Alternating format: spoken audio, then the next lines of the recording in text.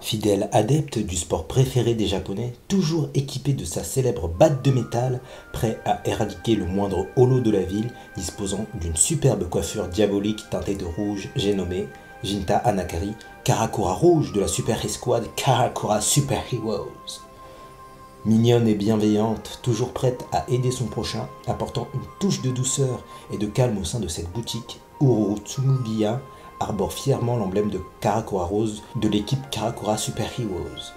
Personnellement, je n'endors pas la nuit. Comment ça se fait que Ururu se batte normal à l'arc espada avec un fraction, parvint à lui caler une déroulée sévère et moi, grand nigo que je suis le seul à me demander mais d'où sortent ces deux mômes bordel de merde?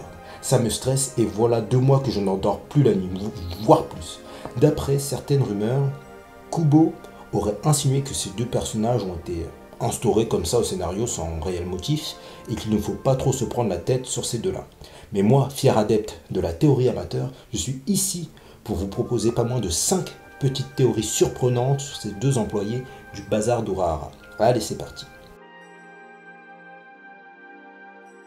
Oui, les modes Soul, ce concept utilisé pour la première fois par Urahara accidentellement en incluant le mode Soul défectueux dans le corps d'Ichigo qui, peu après, deviendra la mascotte que nous connaissons tous intitulée Kon. Pourquoi Jinta et Ururu en sauraient aussi alors? C'est un indice maigre, mais comme on a pu le voir à la bataille nocturne de Karakura, Rukia use d'un Soul Candy Scan 201 intitulé Shambi. À la personnalité très dynamique et joyeuse, cela m'a tout de suite fait penser à nos 2 enfants. Kon, qui a lui aussi un trait de caractère bien défini, extrêmement tordu, malgré un cœur et une volonté à toute épreuve. Ces traits de caractère prononcés, on les retrouve également chez Ururu, qui est très docile, timide et attentionné, tandis que Jinta est l'exact opposé, râleur, indiscipliné et un chouïa corridor. Cette liaison peut faire écho à un caractère de mode Soul.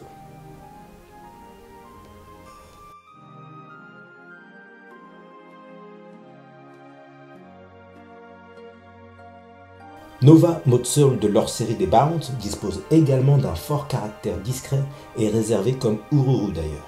Le projet Spearhead. Le projet Spearhead qui grosso modo devait transformer les Mode Soul en soldats d'élite pour subvenir aux besoins de Soul Society. Ce projet ayant vite été abandonné pour diverses raisons, éthiques notamment, Rukia nous informe néanmoins d'informations très intéressantes. Utilisés comme soldats de pointe pour combattre les hauts. Étaient doués d'une caractéristique particulière leur permettant d'utiliser une puissance surhumaine.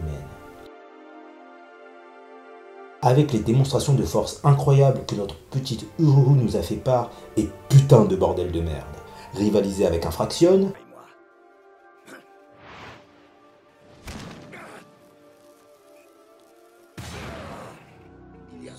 quelle humiliation! Quelle humiliation! Je pense que le projet Spearhead peut lui être affilié. Autres habilités diverses. Vous le voyez, le petit bonhomme dessiné par Rukia avec une batte de baseball.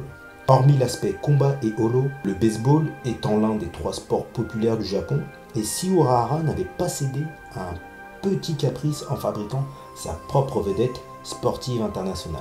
Enfin, Kisuke était l'ancien capitaine de la 12e division, qui, avant lui, était géré par Kiryu Ikifune, créatrice des âmes factices qui deviendront par la suite les Soul Candy.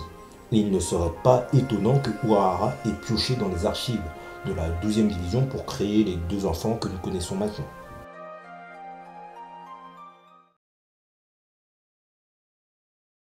Tome 36, Turn Back the Pendulum, Scan -103, Turn Back the Pendulum 6.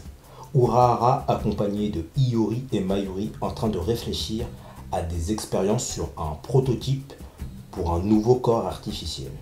Ici, c'est un peu technique, je vais peut-être dire des erreurs, donc je vous laisserai me corriger. Super teamwork. On apprend grâce à Akon que l'espérance de vie moyenne d'un mode Soul ou âme artificielle est de 2 ans et que seul Nemu, alias Nemuri, a réussi à pallier à cette contrainte temporelle. Et si depuis le début, Urahara avait libéré Mayuri pour pouvoir subvenir à ses propres expériences. On savait à cette époque que Aizen annihilait les gens de Rukangai afin de les incorporer dans son Hogyoku. Kisuke peut parfois paraître froid, a eu quelques reprises des agissements vraiment contraignants envers certains personnages de Bleach, mais on ne peut lui reprocher d'agir pour le bien commun et qu'ils détestent l'injustice.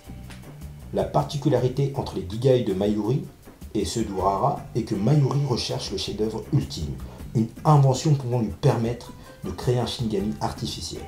Tandis qu'Urahara semblait juste vouloir créer des individus pour l'aider dans ses tâches quotidiennes ou peut-être à combler un vide. Comme le souligne une nouvelle fois Akon bien plus tôt, dans le récit, l'individu ayant créé ce Gigai aurait été banni de Soul Society, puisque rappelez-vous, il ôtait petit à petit le Reiryoku de l'âme enfermé dans le Gigai en question.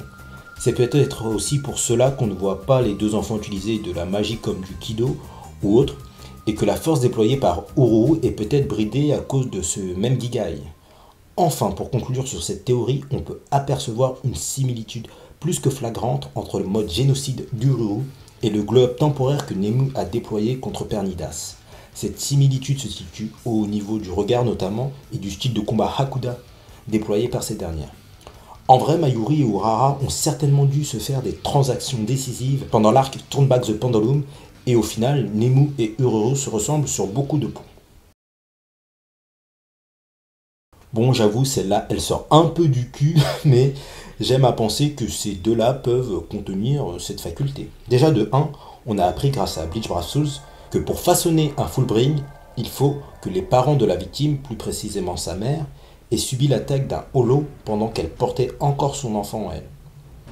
Je sais que les informations sur Jinta et Ururu sont quasi inexistantes, mais la probabilité qu'ils aient perdu leurs parents n'est pas à exclure. Cela peut par exemple expliquer le caractère farouche et maladroit qu'Ururu arbore pendant une grande partie de l'histoire, et Jinta, lui, a peut-être adopté un caractère un peu irritable et capricieux dû au meurtre de leurs parents respectifs. Le caractère très paternaliste d'Urahara envers ces deux-là me fait pencher vers ce choix, surtout envers Ururu. J'ai vraiment l'impression que c'était son père par moment. Après oui, bien sûr, on n'a jamais vu ces deux-là employer de technique Fullbring, le Lightbringer par exemple. Ils ont d'ailleurs jamais eu aucune interaction avec les membres de Execution, vu qu'on les aperçoit brièvement dans cet arc. Mais cette théorie spécifique est vraiment là pour le fun. Au niveau de leur potentiel objet Fullbring, vous les connaissez déjà. La batte de métal de Jinta, auquel il voue une affection accentuée et dont il ne se sépare jamais.